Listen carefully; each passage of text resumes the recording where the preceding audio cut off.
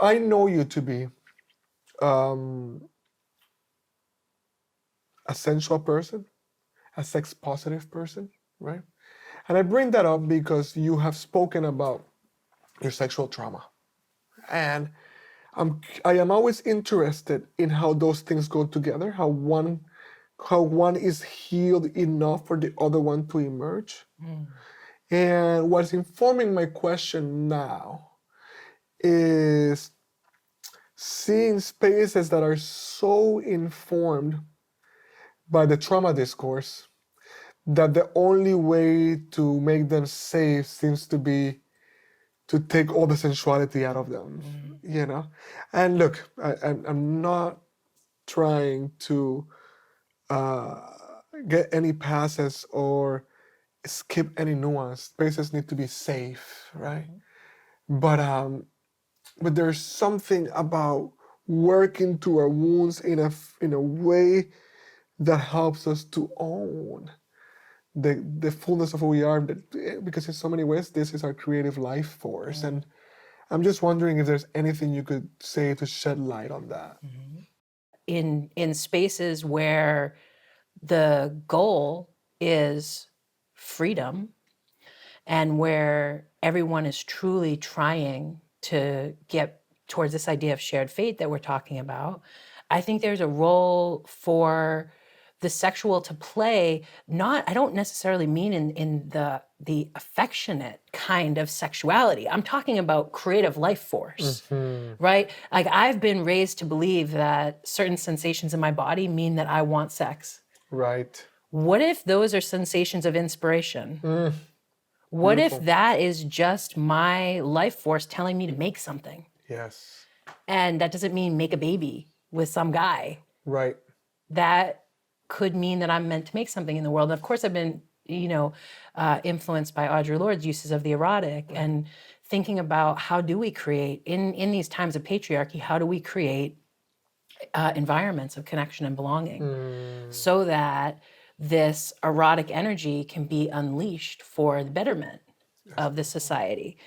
And I think that as a human species, the fact that we're sensory creatures who like to be touched and that we've actually landed in a place of agreement by which really the predators are in charge. Right. The whole society is oriented around the predators, when most people in the society could really benefit from a hug. That's so beautiful. Wow, that is so insightful. Thank you for that powerful statement. And I want to ask if you could share with our listeners and with our viewers, you are one of my great teachers on the depths of the meaning of queer.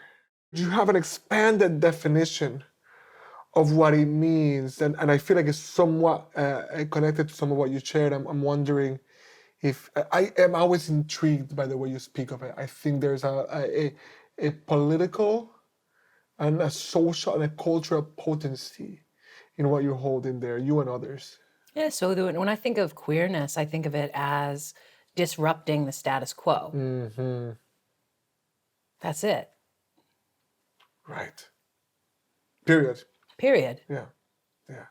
And in the realms of love, in the realms of who gets to decide things, in the realms of who gets to be seen, in the realms of everything. That is what queerness is to me. I think that it is hard for people, because we have such a disconnected sexuality. It's hard for people to imagine themselves queering their own sexuality. Right. It's hard for people to even imagine. For many people, it's not within their realm of reasonable that anything beyond the status quo sexuality would even be allowed. I mean, right now there are people being arrested and put in jail for same sex acts. Right? There are places in the world right now where there are people right now, probably within a mile of here, who are not allowed to have their sexuality. Wild. So the more that the myth of heteronormativity, or the, the idea that men and women are supposed to be together and have a particular type of family, the more that Yeah. falls apart and gets queered, the more space there is for the actual reality of life, which is that we love many people. Already happened. We Right. love many people. I could sit here for the rest of our time and name the people who I love very deeply. Yeah. And there are all sorts of ways to engage in intimacy, and I would say the fact that so much intimacy is centered around orgasms is not because it's. I mean, orgasm's a wonderful thing, but the way that sexuality is so centered around orgasms is Yeah. part of patriarchy, Completely. and there's so much intimacy that has been lost as a result of that. That is so true. So much potential intimacy. That is so true. Thank you, Danielle. I appreciate the clarity and the potency with which you're speaking now. I think we're talking about something that is really central to this project of the evolution of consciousness and culture. A couple of things come up for me. One is that is one of the biggest gifts of my own tantric practice, right?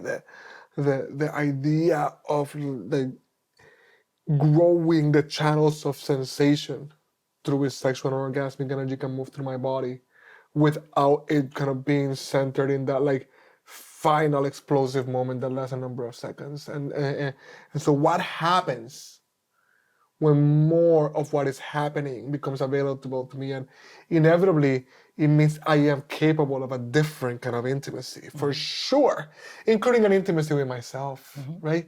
And that reverberates out into the world because more of that energy is moving within me.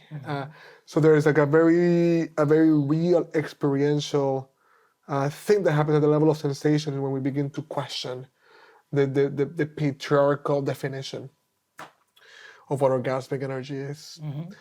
The other one is that it makes perfect sense to me that kind of queering of sexuality itself becomes the thing that so much of society and culture guard against, right? Because creative life force, love, embodiment, right? All of the things that would attract us the most and would free us the most are held there.